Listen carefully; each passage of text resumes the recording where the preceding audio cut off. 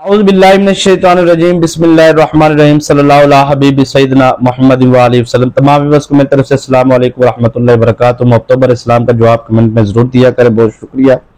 आज का ये जो अमल खास आपकी खिदमत में अर्ज करने जा रहे हैं, अमल आप ये एक ही अमल है और दुश्मन की बर्बादी के लिए काफी है। वो दुश्मन जो आपकी इज्जत आबरू जान माल का दुश्मन बन चुका है, तावीज़ात करता है, असरात करता है, जिस तरीके से भी आपको परेशान करता है।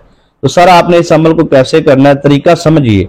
मैं आपको बिला तमहीद वजीफा समझाने जा रहा हूं। इंशाल्लाह वो दुश्मन जो आपको नेस्तो नाबूद करना चाहता है, वो खुद दुश्मन आपकी आंखों के सामने जलील और रुसवा होगा, अपने ओहदे से माजूल होगा।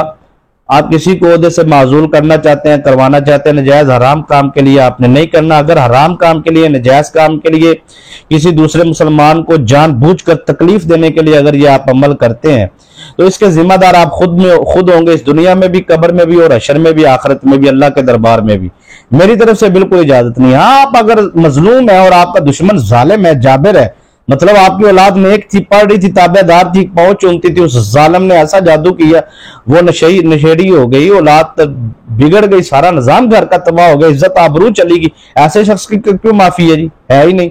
और कोई ऐसा बंदा है जो आपका कारोबार बड़ा रूज पे था, आपका वो उसने पकड़ के शैतानी अमलियात कर करके उसने आपकी जिंदगी को जोन सा है वो अजीरन कर दी है, तो फिर ठीक है ना, आपका हक बनता है। ठीक है, ऐसे ऐसे मैंने यकीन मानिए मियां बीवी इतनी मोहब्बत, उनमें आपस में इतना प्यार, बस नहीं पसंद जी, हसद है जी। ऐसा उन पे जादू किया, तावीज़ात किए, तलाक तक बात पहुंच गई जी। हाँ जी, कईयों की हो भी इस तरह के अगर मामलात है, आप मजबूर है, आपको वाकई लगता है, आप पहले अपने जमीर से पूछे, अपने आप से पूछे, अपने आप से सवाल करें, क्या मैं हक पर हूं? अगर आपका जमीर कहता है कि आप हक पर हो और कब्र में और हशर में अल्लाह के पास आपको देने के लिए जवाब है आपके पास कि या अल्लाह मैं मजलूम था और वो जालिम था, वो शैतान से मदद मांगता था, तो मेरा हक बनता था मैं रहमान से मदद मांगू, मैं कुरान से मदद मांगू। हाँ जी, या अय्युहल्लज़ीना आमनू इस्तईनु बिस्सब्रि वस्सलाह, सब्र से मदद मांगो। हाँ जी, नमाज से मदद मांगो। कुरान कहता है इस्ताइन बमाना मदद। तो अब यहां पे आना है आपने कि आपको वाकई मजबूर है आप, तो फिर आप अमल करें। यकीन मानिए ऐसे ऐसे लोग हैं, मुझे कालें आती हैं, मतलब आपको पता ही सारी बात है, यूट्यूब पे व्यूअर्स फिर काले तो करेंगे पूरी दुनिया से।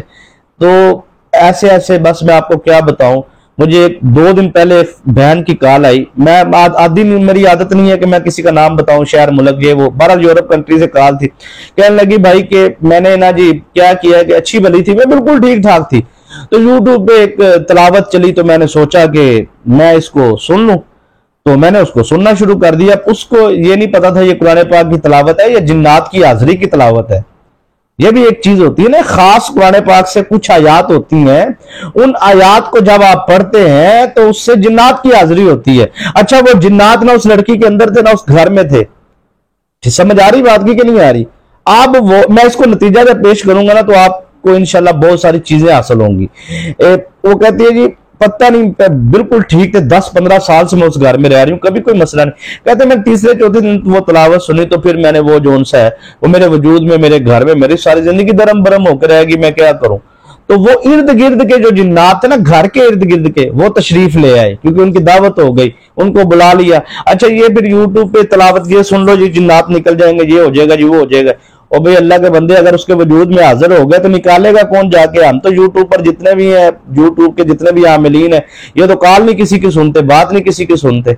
हाँ जी, तो आगे से डांटते हैं, झिड़कते हैं अपनी वीडियोज में भी। हाँ जी, कॉल ना करो जी, ये ना करो जी, वो तो जो आपकी सुनने के बाद आपने अमल दिया, उसके बाद जो उसके घर में जो इतने परेशानियां बनी पड़ी हैं, उसका कौन जिम्मेदार है? तो आप अमल समझाए ना पूरा। हाँ, अगर आप अमल समझ के अमल नहीं करते तो भी इसमें आपकी गलती है। मैं ऐसी बातें सुन सुन के ना जी मैंने तो फैसला कर लिया है, मेरी वीडियो लंबी बने छोटी बने, कोई सुने कोई ना सुने, स्किप करे, जो मर्जी, मैं अपना हक अदा करूंगा। मैं जो वजीफा बताऊंगा इस्लामिक टीचर हमदमी चैनल पर या रूहानी वज़ाइफ हमदमी चैनल पर, मैं अपनी पूरी जिम्मेदारी अदा करूंगा। मैं अपने सुनने वालों को वजीफा समझाऊंगा, जिसको करने के बाद रजत का मामला नहीं होगा, जिन्नात की वजूद में हाजिरी नहीं होगी, एक काम सही 10 काम खराब नहीं होंगे, आपको नुकसान नहीं होगा। सर आप अमल समझ के करें, आपको कामयाबी मिलेगी। बात सुनाने का मकसद ये था कि आपको जब तक अमल का पता ना हो, मसलन एक बंदे के पास एक मोक्कल हो ना सर, एक मोक्कल, तो उसके पांव जमीन पे नहीं लगते, उस बाबे के पांव जमीन पे, वो कहता है मेरे पास मोक्कल है। और जिसके पास 19,000 मोक्कलात हो, और मेरे पास, ये मैं दावा नहीं कर रहा हूँ वीडियो, मेरे पास 19,000 मुवक्कलात है। मैं बताने जा रहा हूँ कि बिस्मिल्लाहिर्रहमानिर्रहीम के 19,000 मुवक्कलात है, ये सारे आपके पास है। इसके ऊपर 4 फरिश्तों की सरदारी है, 4 मुवक्कलात सरदार है, नीचे 70 सरदार है। उसके बाद ये 70,000 की तादाद है। ये सारी आपके मतलब आपके उन कामों की तरफ रजू करेगी अल्लाह के हुक्म से, जिन कामों की तरफ आप जाना चाहते हैं। इशारा दिया सिर्फ आपको कि आप बिस्मिल्लाहिर्रहमानिर्रहीम का भी अमल करते हैं ना, तो इतनी तादाद में आपके साथ मुवक्कलात, नेक जिन्नात और अल्लाह के फरिश्ते, ये सारी मखलूकात आपके साथ होती हैं। तो आपने वज़ाइफ को क्या समझ रखा है जी? सुना जी आप ये वजीफा शुरू कर दो, बीच में छोड़ दिया, रजत के मामलात। बहरहाल आपको इतना कुछ मैंने मतलब, अब मैं अपनी हर वीडियोस में आपको ये रिक्वेस्ट करता हूं कि सर आपको जब तक अमल के मुताल्लिक उसका मशरक मगरब शमाल जुनूब ज़कात सगीरा दाया बाया आगे पीछे पूरी बात ना समझ आ जाए, सर आप उस वक्त तक अमल ना करें। आपको बहुत ज्यादा नुकसानात होते। ये मैंने देखा है कि जो ज्यादा वज़ाइफ करने वाले ना, उनके बहुत ज्यादा मसाइल है। हाँ, किसी उस्ताद की रहनुमाई हासिल करके आप अमल करें, आपको कामयाबी मिलेगी। तो सर आपने सर क्या करना है कि आप अपने इज्जत दुश्मन की, वो जिसने आपकी इज्जत को दागदार कर दिया, आपको ओहदे से माजूर करवा दिया, या आपके दीगर मामलात के अंदर दखल अंदाजी है, तो आपको ज़लील और रुसवा करता है, तो उसके लिए आपने अमल कैसे करना है समझिएगा, अमल को समझिएगा। ठीक है सर, एक आपने काले रंग का धागा लेना है। अमल को करने से पहले आपने ये शरायत पर अमल लाजमी करना है। गोश्त, अंडा, मछली वगैरह, गाय का गोश्त, बीफ, चिकन, मटन, हर किस्म के ये गोश्त से आपका परहेज मुकम्मल होना चाहिए। ठीक है जी, ये आपने परहेज मुकम्मल करना है। 1 दिन का अमल है, 7 दिन का परहेज होता है इसमें। ठीक है जी, 3 दिन पहले परहेज करना, 3 दिन बाद में, जिस दिन अमल करना है उस दिन, वो मिला के 7 दिन। अमल 1 दिन का है, परहेज 7 दिन का है। ठीक है, कच्चा प्याज, लहसुन, अदरक वगैरह आप नहीं खाना। सूदक का परहेज करना है। सूदक का नहीं पता तो घर के किसी बड़े बुजुर्ग से पूछ ले, वो आपको बता देंगे। अब मैं सूदक में बात करूंगा, बात लंबी हो जाएगी। बावजू होकर अमल करना है, पाकी की हालत में करना है, नापाकी में बिल्कुल नहीं करना, ना बार बार पूछना है, इजाजत ही नहीं है, नापाकी की हालत में गुंजाइश ही नहीं है सर किसी किस्म की। बावजू होकर अमल को करना है, इसका कोई आपको रजत का मामला नहीं होगा अगर आप सदका दे के अमल को शुरू करते हैं और अमल करने के बाद सदका देते हैं। ये शरायत पर अगर आप अमल करते हैं तो आपको किसी किस्म की परेशानी नहीं होगी। हसार आपने अपना लाजमी लगाना अमल करने से पहले। अगर हसार नहीं आता आपको लगाना, मैं लिंक में डिस्क्रिप्शन में लिंक लगा दूंगा हसार का, आयतुल कुर्सी का हसार, वो आप सुन लीजिए। वो हसार पहले आप अपना लगाइए, लगाने के बाद आपने ये अमल करना है। ठीक है सर, काले रंग का आपने धागा लेना है। अब आपने अंदाजा लगाना है कि दुश्मन की उम्र कितनी है। ठीक है सर, आपके ज़हन में कि दुश्मन की उम्र है 29 साल, 50 साल, 60 साल, 40 साल, जितनी भी है, वो काले रंग का आपने धागा लेना है और उस काले रंग के धागे पर आपने उसकी उम्र के मुताबिक आपने गिरा लगानी है। ठीक है जी, अब आपने क्या करना है, यूं आपने गिरा लगानी शुरू की है और गिरा लगाते हुए जब आप काले धागे पे यूं पहुंचे, गिरा लगाते वक्त आपने पढ़ाई करके दम करना है।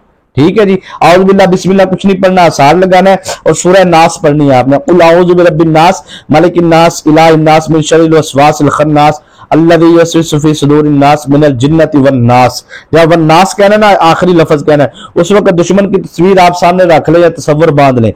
उस जो सुराख के अंदर, वो धागे के अंदर जो चेर है ना, और सुराख के अंदर आपने समझना कि दुश्मन को आप कैद करने जा रहे हैं, ये धागा बांध देना आपने बस। ठीक है जी, इस तरह आपने हर गिरा पर 1 मरतबा सूरह नास पढ़नी है। ठीक है जी, उसकी जितनी भी उम्र है, 27 साल है तो 27 मरतबा पढ़नी है, 33 साल है तो 33 मरतबा पढ़नी है। ठीक है सर, अगर उसकी 50 साल है तो 50 साल, 65 साल है तो 65 साल, 75 साल है, जितनी भी उम्र है उतनी आपने गिरा लगानी, उतनी मरतबा सूरह नास पढ़नी है सर। उस गिरा, उस धागे को आपने काले कमरे में, काले कपड़े के अंदर रखना है। काले कपड़े के अंदर रखने के बाद सर आपने उसको आपने काले कपड़े में रखने के बाद बंद करना है। बंद करने के बाद आपने किसी उजाड़ बियाबान जगह में दफन कर देना है। ठीक है, जिस दिन आपका माफी देने का मूड बन जाए, 1 महीने 2 महीने बाद, तो वहां से निकालना और पानी के सुपुर्द कर देना आपने। इससे आपको फायदा होगा, नुकसान नहीं होगा, कामयाबी मिलेगी। अमल को करने के बाद आपने कम से कम गुस्ल करना है, सदका देना है। ठीक है जी, तो इंशाअल्लाह अज़ीज इस अमल को समझने के बाद अगर आपने अमल कर लिया तो जैसे आप कपड़ा ज़ेरे जमीन करेंगे, वो दुश्मन ज़ेरे जमीन हो जाएगा। इजाजत दीजिए, अस्सलाम वालेकुम रहमतुल्लाहि व बरकातहू।